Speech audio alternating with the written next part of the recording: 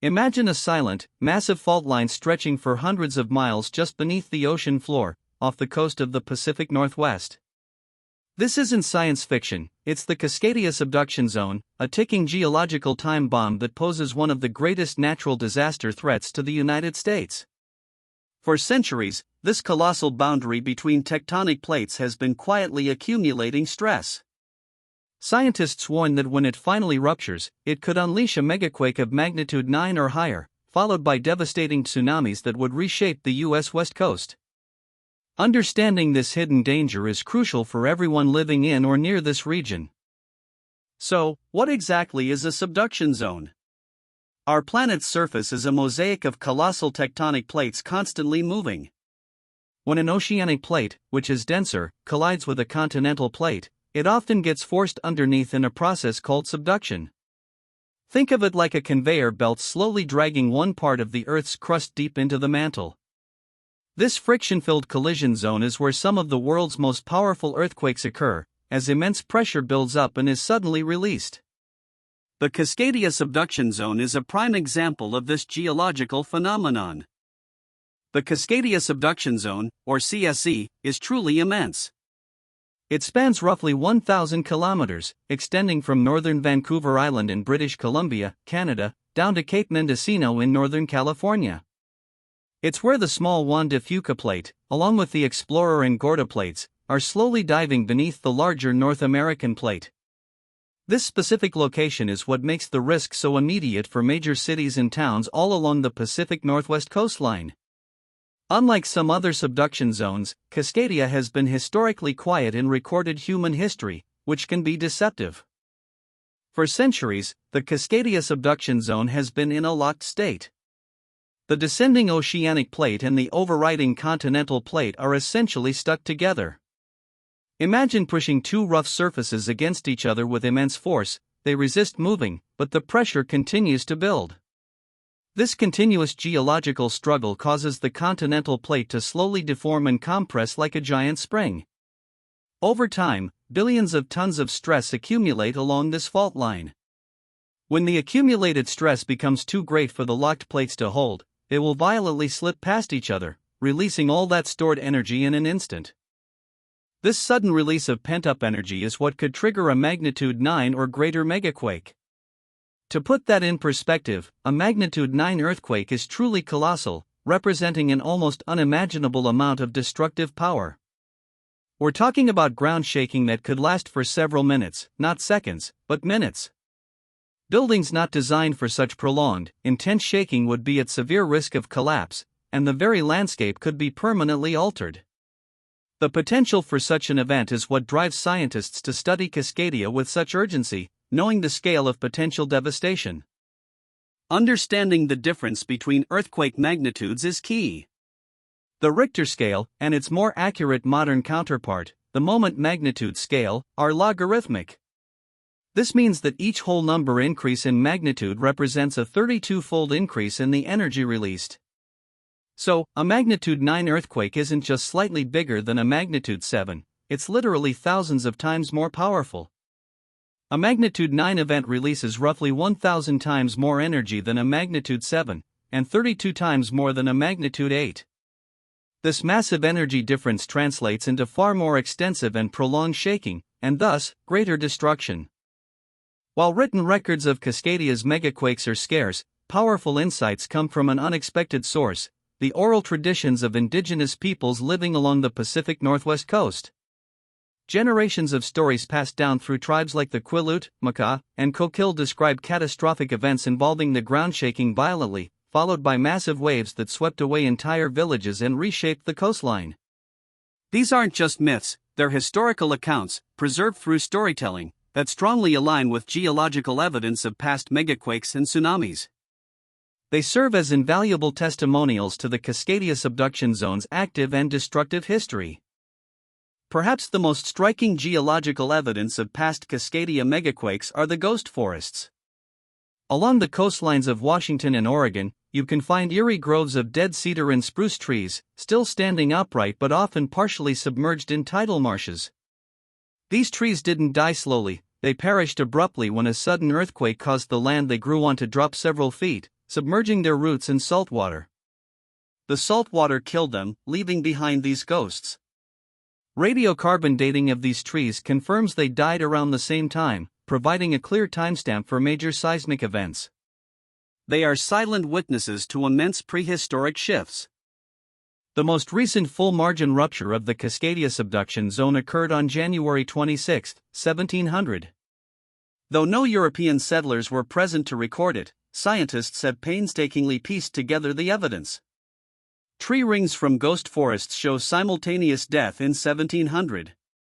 Crucially, records in Japan document a mysterious tsunami that arrived on their shores 9 hours after the earthquake, with no local Japanese earthquake to explain it. This orphan tsunami perfectly matches a Cascadia Megaquake's travel time across the Pacific. This event provides a precise historical marker for the immense power of a full-scale Cascadia rupture. A magnitude 9+ Cascadia earthquake wouldn't just cause violent shaking, it would trigger a catastrophic tsunami. Here's how: when the locked plates finally slip, the overriding continental plate, which has been slowly compressed and uplifted, suddenly snaps back into place. This immense vertical displacement of the ocean floor, sometimes by several meters, acts like a giant paddle, pushing billions of tons of seawater upwards. This displaced water forms a series of powerful waves that can travel across entire oceans, gaining immense destructive power as they approach shallower coastal areas. The tsunami is a direct consequence of the subduction zone's rapid movement. The U.S. West Coast faces an immediate and severe tsunami threat from a Cascadia Megaquake. Coastal communities in Oregon, Washington, and Northern California, including major population centers, could be inundated within 15 to 30 minutes of the earthquake. This leaves very little time for evacuation. The first wave often isn't the biggest, and subsequent waves can arrive for hours, sometimes even higher. Emergency planners emphasize that the ground shaking itself is the warning. If you feel strong shaking for an extended period in these coastal areas, you must move to higher ground immediately. Visualizing the potential coastal inundation from a Cascadia tsunami is sobering. Models predict wave heights could reach tens of feet in many areas, and in some narrow inlets or bays, they could amplify even higher. These towering walls of water would surge far inland, sweeping away homes, businesses, and infrastructure. Debris would become projectiles, causing further destruction. The sheer volume and force of the water would make survival in low-lying coastal areas extremely difficult for those who haven't evacuated. Understanding these potential impacts helps underscore the urgency of preparedness and evacuation planning. Scientists aren't just waiting for the big one, they're constantly monitoring the Cascadia Subduction Zone for signs of stress buildup.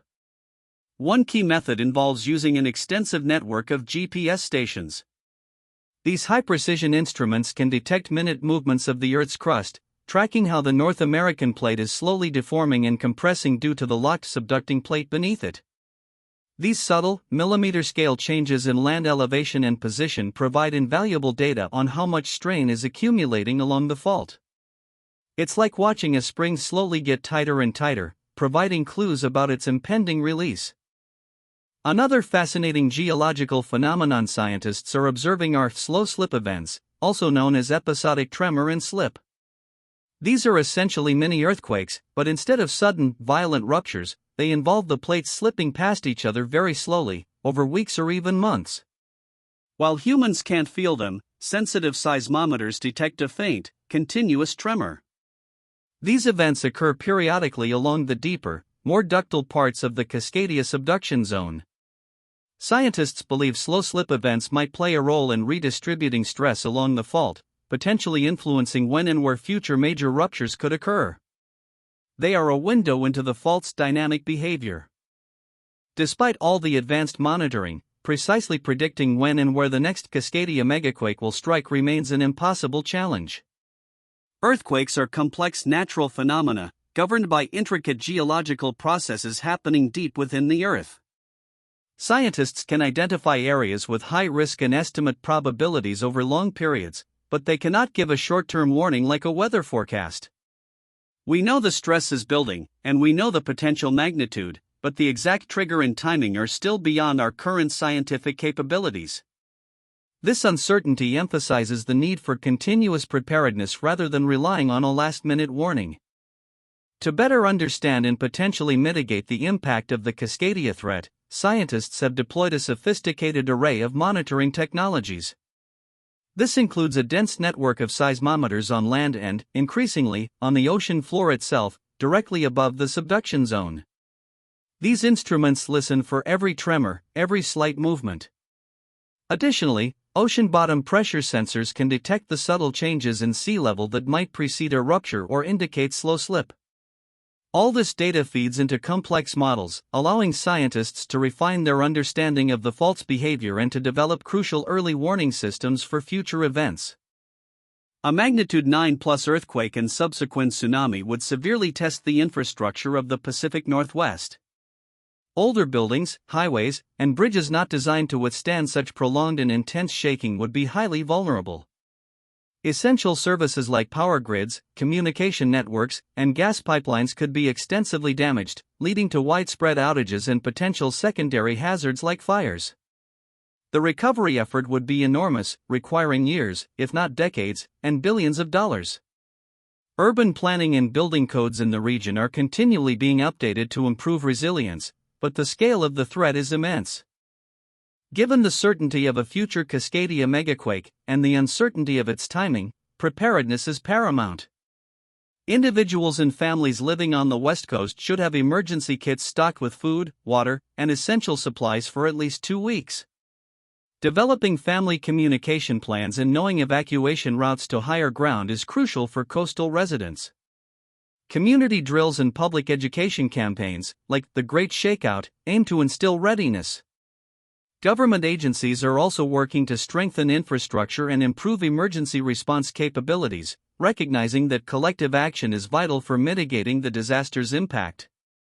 The Cascadia Megaquake isn't a doomsday prediction, it's a scientifically established risk that demands our attention.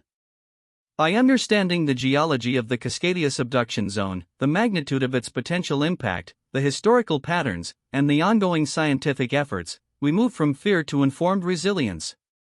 This knowledge empowers us to take proactive steps, both individually and communally, to protect lives and minimize damage. The silent fault line beneath the Pacific Northwest serves as a powerful reminder of our planet's dynamic forces and the importance of preparing for what lies ahead.